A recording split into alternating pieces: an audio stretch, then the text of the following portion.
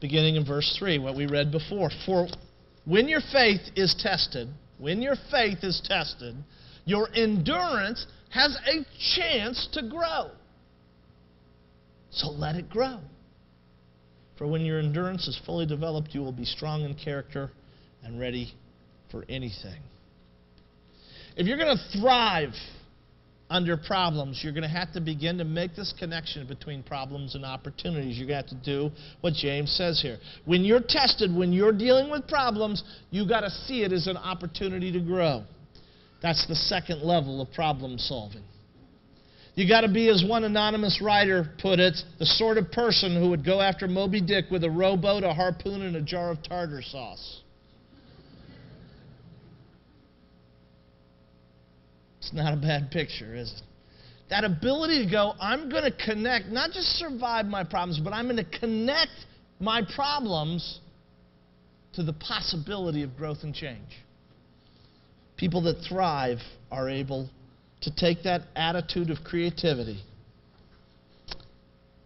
and turn problems into some sense of opportunity. Chuck Swindoll puts it this way: we are all faced with a series of great opportunities brilliantly disguised as impossible situations. We are all faced with a series of great opportunities brilliantly disguised as impossible situations. People that move to this next stage of dealing with their problems make that connection. By the way, that's why James chooses the word testing. When you experience these tests, the word in the Greek for test is the same word they use to talk about a refiner refining silver or gold. Because the way it was done, still done today, is we turn the temperature up, and at a certain temperature, gold and silver will separate themselves from impurities, and you can simply skim it off the top. They call it dross.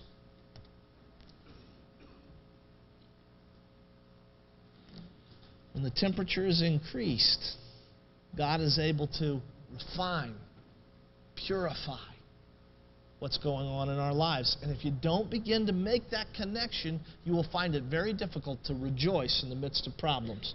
By the way, that image of a refiner refining is all over Scripture. One example of it in Isaiah: behold, I have refined you, but not as silver.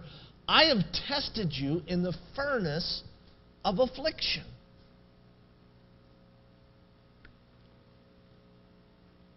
You see, God is trying to refine us through problems. If the image for surviving was the cockroach, the image for thriving is the grapevine. The Bible talks a lot about the grapevine because it was the agricultural world they lived in. We're not as common with the idea of a grapevine, but we get the basic principle. Look with me at John chapter 15. Jesus talks about it. I am the true vine, my Father is the gardener. He cuts off every branch that doesn't produce fruit, but He prunes the branches that do bear fruit so that they will produce even more. Have you ever seen a grapevine pruned? You'd swear they're killing the thing. It seems too much. If you don't believe it, go out into our playground area out here at the church. We have this giant tree right next to the playground that was having some problems. It looked like we were going to lose it. Guy in our church here, this is what he did. He prunes for a living. He said, well, we can save it, but you're not going to like the way we get there. Well, whatever. So he pruned it, and we just had this massive stump. And I initially thought, the guy's real bad at his job. Until the next spring. I couldn't believe it. You go look at it now. It's an incredible picture for me of what pruning does, because you'd never know it. I mean, this thing has got so many branches. It is so thick and full. I look at it and I'm thinking, how did that happen? Well, pruning is the process of cutting away the dead stuff so that the resources don't get sent to the dead branch. They go instead to the fruitful branch and produce more fruit. And James says problems, from God's perspective, are exactly that. They are refining. They are pruning so that we will grow in character to our fullest potential. Now, I say that even though I'm fearful that some of you will think that means that, great, we should just ignore pain. Absolutely not. This does not remove the pain in the least. Pain and joy are not incompatible. If you don't believe me, sit in on the delivery of a baby. Or have one. It's your own little experiment. I remember when Scotty, our oldest, was born, I had never seen Laurel in that kind of pain before. And since she was holding in my hand, I had never been in that kind of pain before as well. But I'd just never seen that before. Nothing even close. So it was so bizarre at the same time to see her in a position of the greatest joy I've ever seen her in. At the same time. Do you know why? Pain and joy weren't incompatible? Because she understood the product at the end of that pain. Our doctor, Mark Kaler, Glenn on our staff, it's his older brother. And we've known Mark forever. And, Laurel's pretty peaceable, but after like the 50th time that Mark said, just one more push, I promise you, I'll tell you who she wanted to push. But, that final push, that sense of the greatest moment of pain and the greatest moment of joy coexisting, because she knew the pain was productive. See, when people go through pain and they don't see the point of it, when you're under the rock pile of problems and you don't really see what it's going to produce, you lose hope. Hard to have joy in that.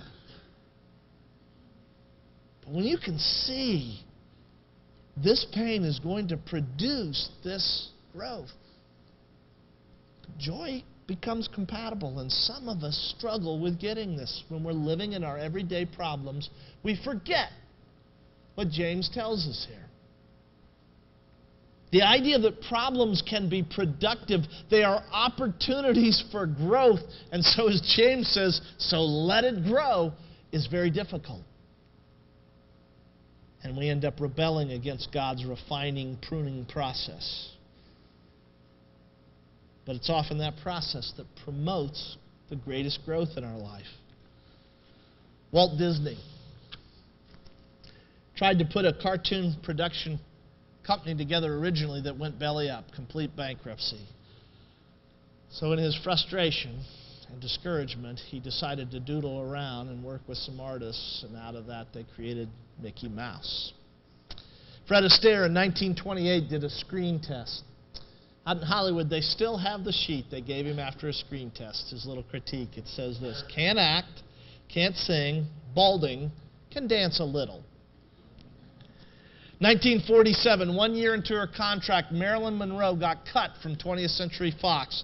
Daryl Zanuck, the head of the board at that time, convinced the rest of the board that she was kind of ugly. John Grisham, the novelist, got rejected by 16 agents, and 12 different projects were turned down by 12 different publishing houses before somebody published one of his works.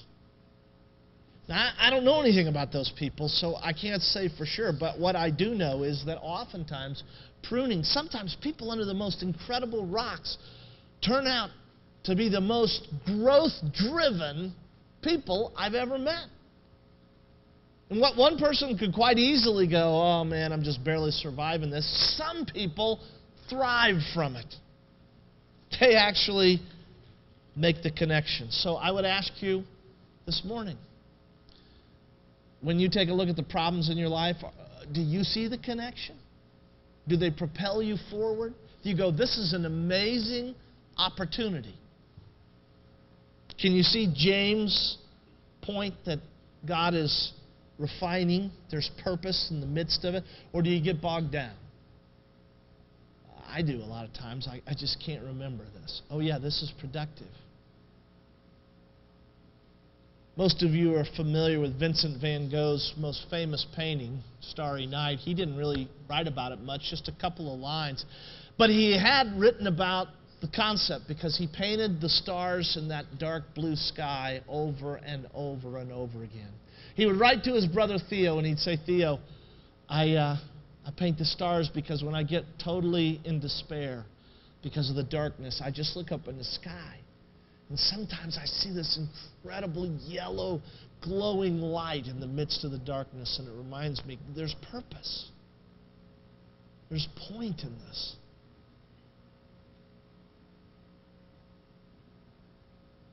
Van Gogh never sold a painting in his lifetime. Well, actually sold one. But he found out actually his brother bought it from him just so he